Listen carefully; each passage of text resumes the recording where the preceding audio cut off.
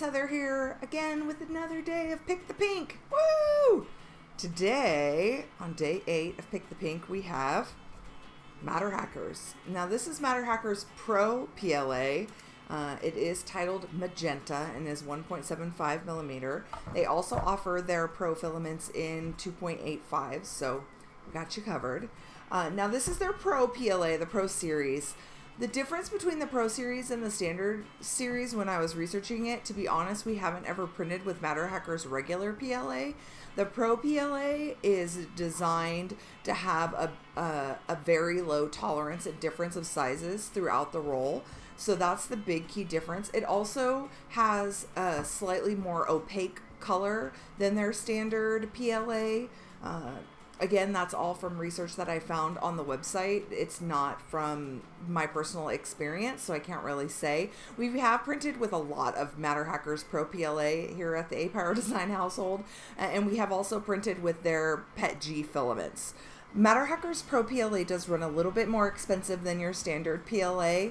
It is $42 for a 1 kilogram spool here in the United States. Can be purchased directly from their website at matterhackers.com.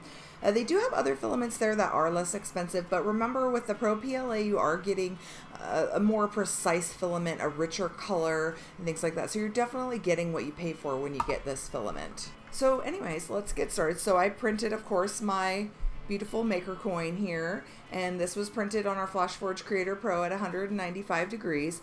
The print on this coin came out great. It's very shiny. And which is really interesting. I know a couple of you had mentioned in the comments of previous videos about the temperatures when printing. And in the past, we've seen that when we print at a higher temperature, the filament will generally be shinier. In this instance, actually on our FlashForge, the prints are shinier and we're printing at a lower temperature. So I just thought that was kind of interesting. The things that we printed with this filament are Groot. I am Groot. We are Groot.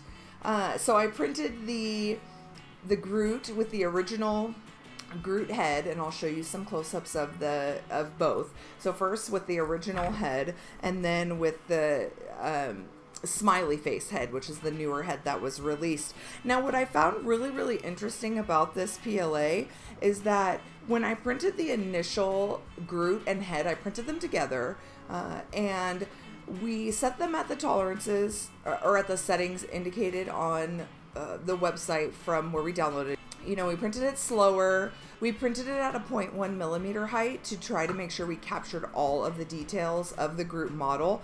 What I thought was really interesting, and I don't know, and maybe you guys can tell me down in the comments, the thing that I found really interesting was the difference between the body and the head. The head was very shiny in comparison to the body, which seemed a lot more dull. Now both had immaculate details on them. I thought that was amazing. I think the quality of this filament really gave Groot the ability to come out, you know, the best that he could, just magnifying every little detail. Now what was interesting was when I printed the second Groot head, the smiley face version, I printed it at a 0.2 layer height, and it was really interesting that it came out a lot more like the original body as far as the matte finish. There was also a lot more graininess, or I don't know how else to explain it other than like a lower resolution version.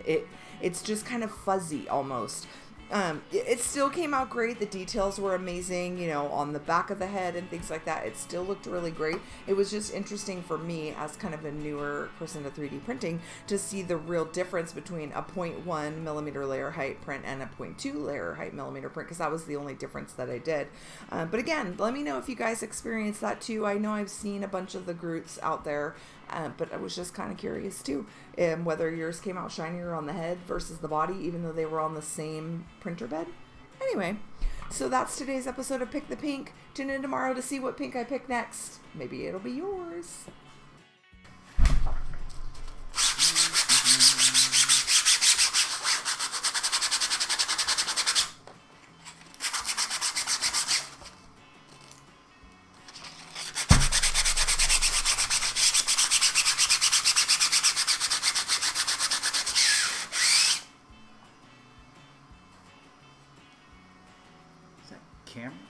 camera still is.